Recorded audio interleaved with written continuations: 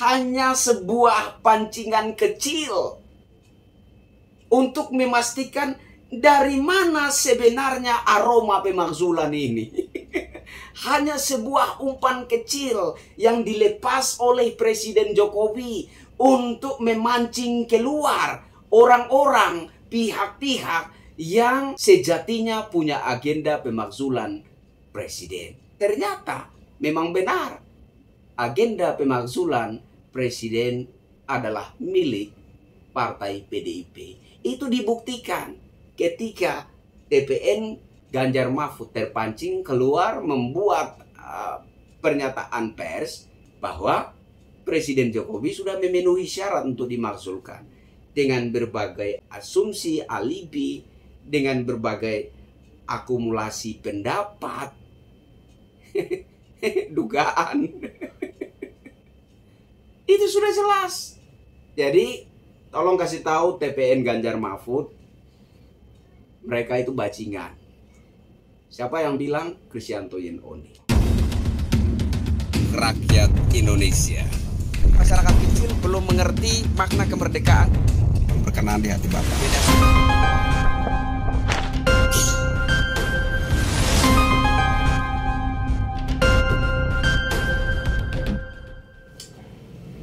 Assalamualaikum warahmatullahi wabarakatuh. Salam sejahtera, shalom, Om Swastiastu, Namo Buddhaya, salam kebajikan. Kali ini terkait pernyataan Presiden Jokowi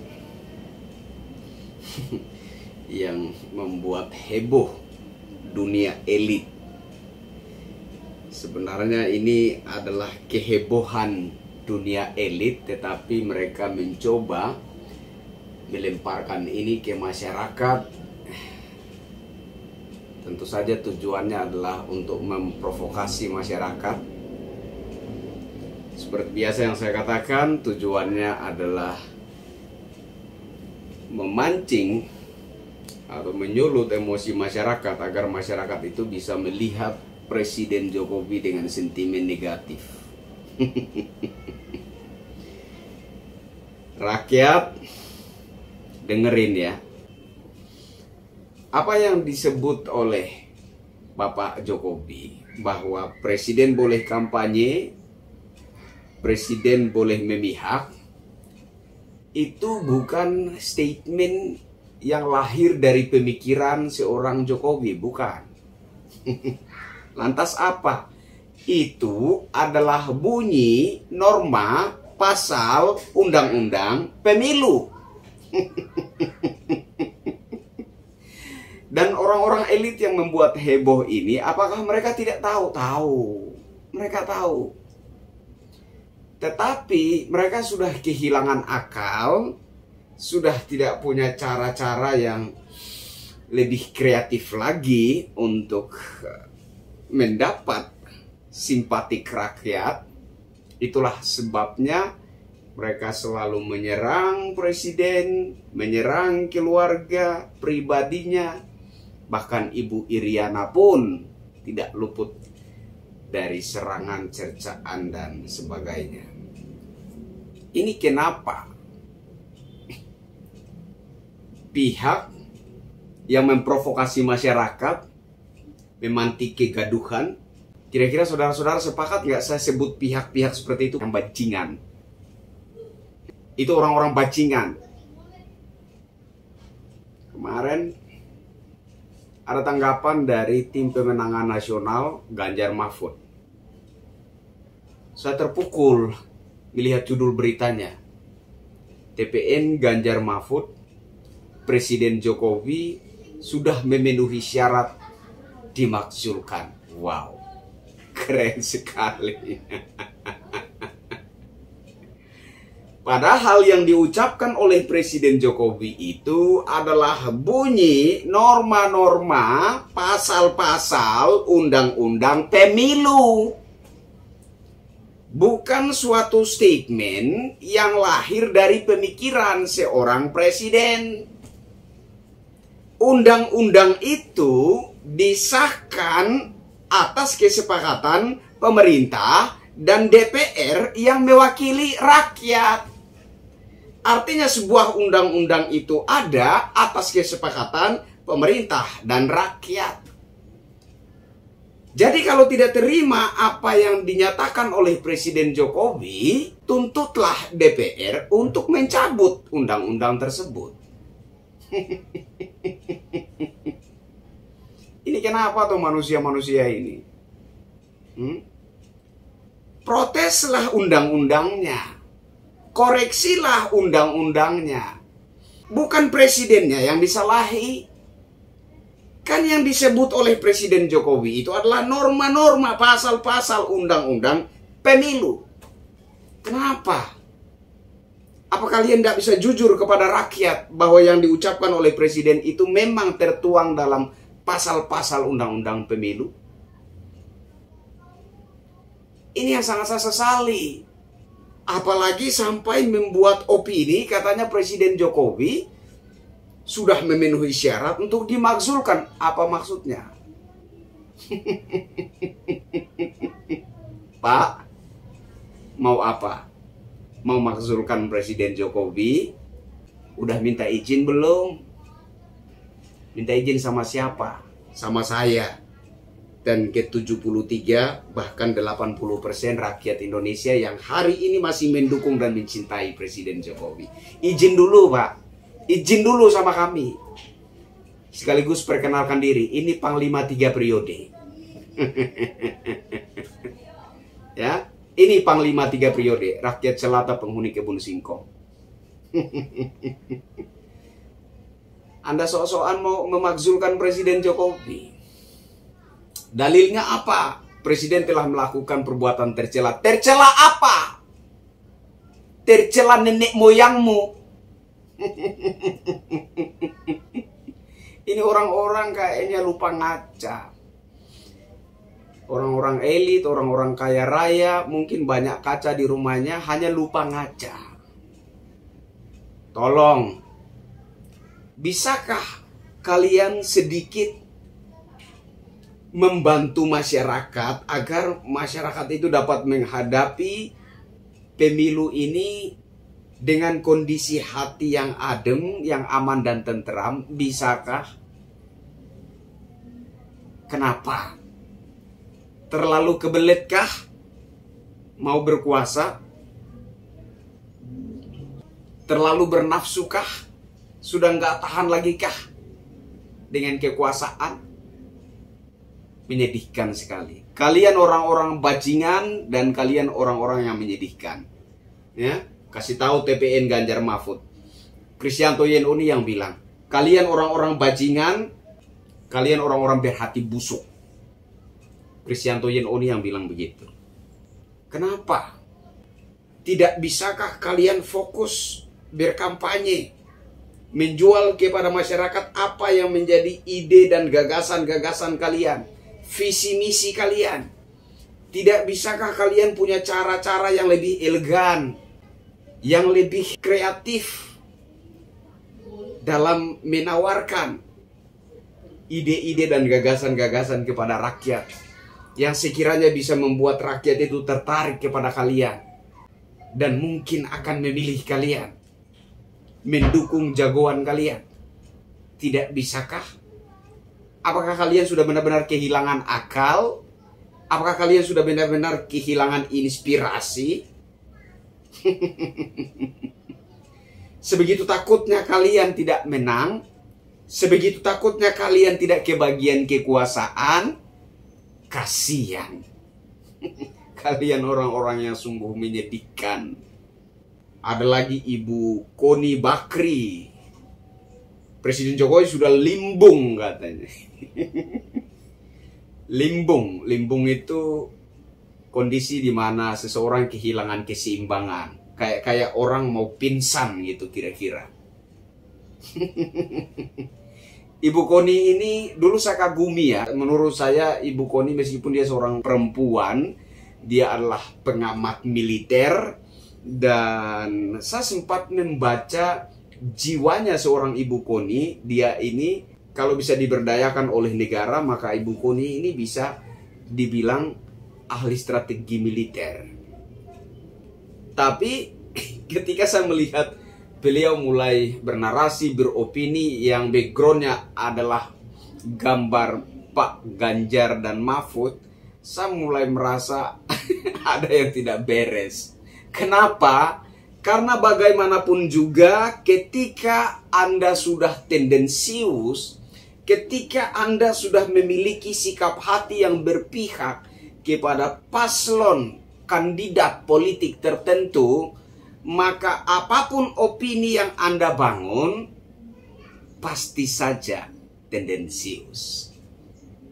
Anda tidak mungkin lagi 100% objektif dalam memandang dan menilai sesuatu. Dan itu yang saya lihat di diri Ibu Koni belakangan ini. Mengatakan Presiden Jokowi udah limbung dan kenapa tidak mundur saja? Loh, mundur kemana, Bu? Udah izin belum sama kami, Bu? Kami loh, rakyat Indonesia yang milih beliau. Kalau Ibu tidak pernah memilih Insinyur Haji Joko Widodo jadi Presiden Republik Indonesia, lalu hak apa Ibu meminta beliau mundur? Kalau Ibu tidak senang dengan Presiden Jokowi, itu urusan pribadi Ibu. Bukan urusan rakyat, bukan urusan negara. Itu urusan pribadi Ibu. Iya kan? Pihak PDIP, kalau tidak senang dengan sikap Presiden Jokowi sekarang, itu urusan pribadi kalian. Urusan kalian orang-orang elit. Bukan urusan rakyat, bukan urusan bangsa. Urusan kalian. Dan pihak-pihak lain juga.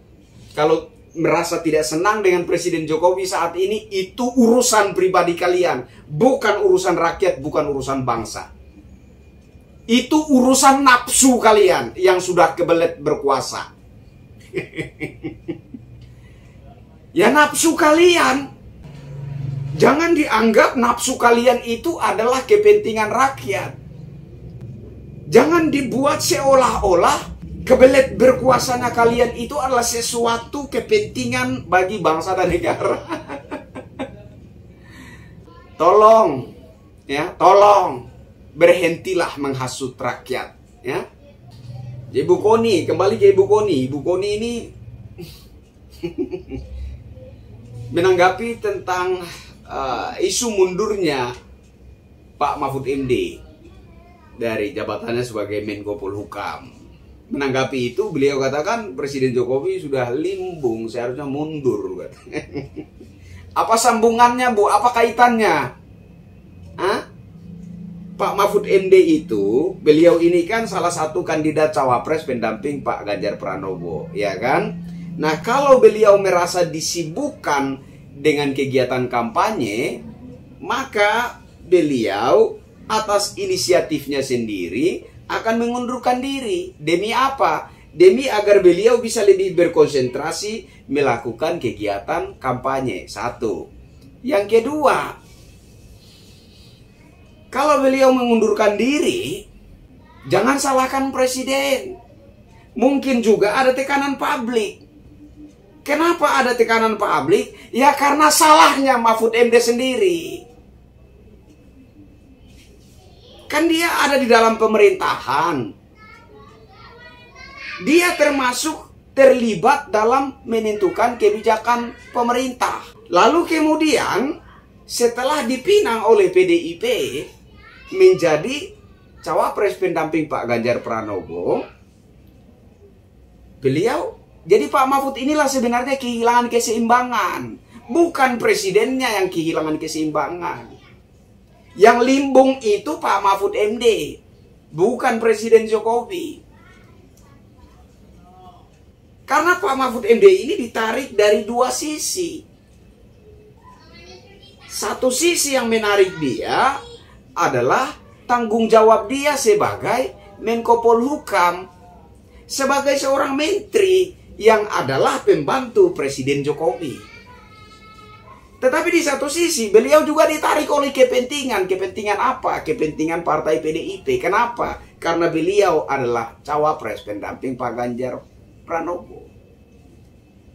Jadi yang limbung sebenarnya itu Pak Mahfud MD, bukan Presiden Jokowi, Bu. Jadi kalau beliau merasa kondisi di mana beliau ditarik oleh dua sisi ini, beliau merasa kehilangan keseimbangan dan merasa tidak mampu dan kemudian berniat untuk mundur. Yo mundur saja. Kenapa bikin heboh? Kenapa bikin gaduh? Silahkan mundur. Lagian saya pikir kalau Pak Mahfud MD itu mau mundur, seharusnya sudah dari awal-awal mundurnya. Kenapa tidak dari awal-awal saja Anda mundur? Munafik. Kenapa tidak sejak Anda dipinang menjadi cawapres pendamping Pak Ganjar Pranowo, Anda mundur? Tinggal beberapa bulan lagi, jabatan itu sudah istilahnya selesai, baru Anda mau mundur. Udah begitu, mundurnya Anda ini harus menghebohkan satu jagat Nusantara. Ada apa? Sepenting apa Anda untuk negara ini? Apakah tidak ada orang lain yang punya kapasitas dan kapabilitas seperti Mahfud MD yang bisa menduduki posisi Menteri Koordinator Bidang Politik Hukum dan Keamanan? Menurut saya, Pak Alvin Lim yang baru keluar dari penjara itu justru lebih mumpuni menduduki posisi Menteri Koordinator Bidang Politik Hukum dan Keamanan. Karena beliau lebih memiliki track record aksi nyata menolong masyarakat yang tersangkut masalah-masalah yang berkaitan dengan hukum. Pak Mahfud MD, apa actionmu selama menjadi Menko Polhukam, Pak? Berapa actionmu? Berapa banyak kasus di masyarakat yang Anda tolong, Pak? Makanya saya bilang, saya melihat mungkin Pak Alvin Lim itu lebih mumpuni menduduki posisi Menko Polhukam.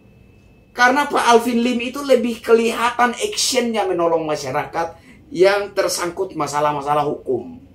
Di era Pak Mahfud MD menjadi Menko Polhukam, kasus pembunuhan ibu dan anak di NTT yang diperjuangkan begitu lama.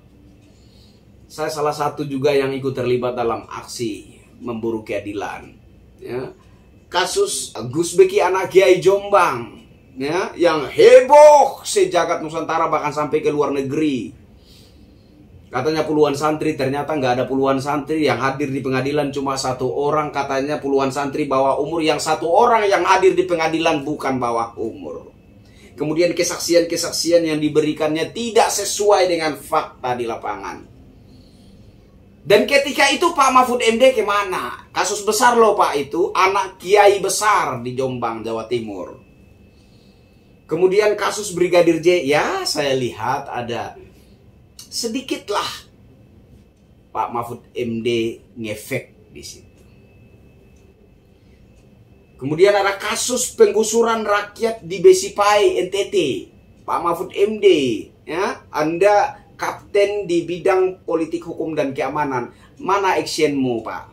Kemudian kasus HAM di Desa Wadas, Tambang Batu Andesit di wilayah kontrol pemerintahan Provinsi Jawa Tengah, Pak Ganjar Pranowo. Di mana actionmu, Pak? Kasus di Kalimantan Tengah, Kalimantan Selatan atau Utara itu. Penyerobotan lahan warga oleh perusahaan. Sampai ada aksi anarkis dari rakyat untuk melawan itu. Di mana actionmu, Pak Mahfud? Yang terakhir kemarin di Rempang Galang, Batam. Di mana actionmu, Pak? Belum lagi kita bicara tentang Aceh, Papua. Actionmu mana selama menjabat sebagai Menko Polhukam, Presiden di bidang politik, hukum, dan keamanan? Di mana actionnya Pak Mahfud MD? Halo, Pak. Nah, yang lebih aneh dan mengerikan lagi menurut saya, Pak Mahfud MD bisa-bisanya mengkritisi juga soal penegakan hukum. Sebisa-bisanya seorang Menko Polhukam mengkritisi persoalan praktek penegakan hukum. Sementara Anda adalah presiden di bidang hukum. Ini jelas kacau kan? Kacau. Jadi yang kehilangan keseimbangan, yang limbung itu sebenarnya Pak Mahfud MD. Jadi kalau Pak Mahfud MD mau mundur dari jabatan sebagai Menko Polhukam, ya mundur saja. Jangan bikin heboh ini negara. Kan begitu. Masuk lagi TPN Ganjar Mahfud, bikin lagi situasi yang lebih tak tentu arah. Apa maksud dan tujuannya itu? Sampai-sampai nggak tanggung-tanggung bilang presiden telah melakukan perbuatan tercela dan memenuhi syarat untuk dimakzulkan. Lah, apakah undang-undang pemilu itu tercela? Kalau tercela, silahkan tuntut DPR untuk mencabut undang-undang tersebut. Kalau undang-undang yang disampaikan oleh Presiden Jokowi, hal yang tercela. Karena statement Presiden Jokowi itu bukanlah suatu statement yang lahir dari pikiran seorang Insinyur Haji Joko Widodo. Itu adalah bunyi norma-norma, pasal-pasal dalam undang-undang pemilu, Pak. Dan Presiden Jokowi hanya menyampaikan. Presiden Jokowi hanya menyatakan bahwa presiden boleh kampanye, presiden boleh memihak. Menteri-menteri juga boleh kampanye, boleh memihak. Itu diatur di dalam undang-undang pemilu dengan ketentuan-ketentuan tertentu. Contoh, presiden harus ambil cuti dan kemudian tidak menggunakan fasilitas negara. Itu kan ketentuan-ketentuannya. Dan itu dinyatakan, diucapkan oleh presiden. Jangan kalian membuat situasi seolah-olah Presiden Jokowi ketangkap basah melakukan kampanye. Presiden Jokowi menyatakan isi dalam undang-undang pemilu, bukan tertangkap basah melakukan kampanye. Tapi bagaimana dengan yang viral kemarin Presiden Jokowi dari mobil kepresidenan angkat 2 jari? Lalu bagaimana dengan ketika Presiden Jokowi dalam pidatonya ngomong yang rambut putih? Kenapa kalian nggak persoalkan itu? Kenapa nggak dipersoalkan? Kenapa kalian nggak tuntut Presiden sudah berpihak ke Ganjar, harus dimakzulkan? Kenapa? Ketika Presiden ngomong yang rambut putih itu, kenapa kalian nggak nuntut agar Presiden itu dimakzulkan? Artinya di sini sebagai rakyat biasa kami mengerti bahwa kenapa kalian begitu heboh, karena Presiden Jokowi sudah tidak lagi berpihak kepada kalian dan tidak lagi menguntungkan kepentingan politik kalian. Kan begitu. Oke, tapi ada hal yang lebih menarik ya, ini sebagai penutup. Ada hal yang lebih menarik. Bahwa kemarin saya dan beberapa teman menduga bahwa wacana pemakzulan ini sebenarnya diagendakan oleh pihak partai PDIP. Dan saya harus berterima kasih kepada Bapak Presiden Jokowi. 2014 sampai 2017 saya seringnya vlog memberikan apresiasi dukungan terhadap Presiden. Saya selalu manggilnya Pak D.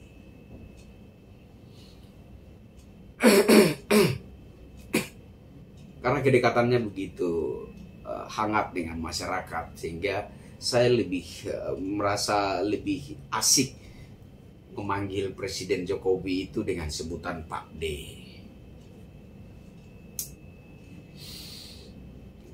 Jadi saya berterima kasih kepada Pak D Jokowi. Udah lama saya nggak manggil Pak D. Udah lama saya nggak manggil Pak D. Saya sangat berterima kasih kepada Pak D. Kenapa? Karena menurut saya statement Pak D Jokowi ini sudah menyelamatkan kami dari jeratan dugaan fitnah. Maksudnya apa? Maksudnya statement-statement saya yang kasar, garang, yang menuding bahwa wacana pemakzulan Presiden Jokowi ini adalah agenda dari pihak PDIP. Bisa saja ada yang menuntut saya, ya kan? Bisa saja ada yang menuntut saya. Dan ada teman-teman saya yang lainnya juga menduganya seperti itu, yang juga vokal di sosmed seperti itu. Bisa saja kami ini kemudian dikasuskan, dipolisikan atas dalil menyebar fitnah terhadap partai PDIP. Datang-datang ada Pak Hasto Kristianto menanggapi pertemuan tim petisi 100 Bang Faisal Assegaf dengan Pak Mahfud MD. Pak Hasto Kristianto mengatakan, ya Presiden sebagai kepala negara harus menanggapi itu. Kalau nggak menanggapi itu, ke depan bisa ada pergerakan rakyat yang lebih besar lagi. Tetapi itu juga mungkin belum cukup menjadi dasar dugaan yang kuat. Sehingga dengan satu pancingan halus, Presiden Jokowi menyatakan norma pasal Undang-Undang Pemilu yang jelas dan secara eksplisit menyatakan di sana bahwa Presiden boleh berkampanye, Presiden boleh memihak. Dan itu kemudian memancing orang-orang, pihak-pihak yang punya agenda pemakzulan Presiden itu keluar dari lubangnya. Sadar tidak sadar, mereka itu terpancing dan keluar dari lubangnya. Artinya apa? Artinya saya yang kemarin membangun narasi, menduga bahwa wacana pemakzulan Presiden ini datang dari pihak partai PDIP, sudah bukan sebuah fitnah lagi. Iya kan? Bukan sebuah fitnah lagi. Itu sudah semakin jelas dan terang benderang. Iya kan? Rakyat, wacana pemakzulan Presiden Jokowi jelas datangnya dari pihak partai PDIP. Itu memang diagendakan oleh pihak partai PDIP. Itu sudah jelas. Artinya bahwa isu kemarin yang mengatakan Pak Marwar Sirait mengundurkan diri dari partai PDIP karena tidak merasa nyaman dengan desas-desus pembahasan tentang pemakzulan Presiden. Jadi sekarang bukan isu lagi. Sekarang sudah sangat jelas dan terang benderang. Jadi ini hanya sebuah pancingan kecil untuk memastikan dari mana sebenarnya aroma pemakzulan ini. Hanya sebuah umpan kecil yang dilepas oleh Presiden Jokowi untuk memancing keluar orang-orang, pihak-pihak yang sejatinya punya agenda pemakzulan Presiden. Ternyata memang benar. Agenda pemakzulan Presiden adalah milik partai PDIP. Itu dibuktikan ketika TPN Ganjar Mahfud terpancing keluar membuat pernyataan pers bahwa Presiden Jokowi sudah memenuhi syarat untuk dimakzulkan. Dengan berbagai asumsi, alibi, dengan berbagai akumulasi pendapat, dugaan. Itu sudah jelas. Jadi tolong kasih tahu TPN Ganjar Mahfud, mereka itu bajingan. Siapa yang bilang? Kristianto Yen Oni. Saya Kristianto Yen Oni, sampai ketemu lagi dengan saya di tayangan berikutnya. Wassalamualaikum warahmatullahi wabarakatuh. Salam sejahtera. Shalom. Om Santi Santi, Santi Om, Namo Buddhaya. Salam kebajikan. Salam NKRI.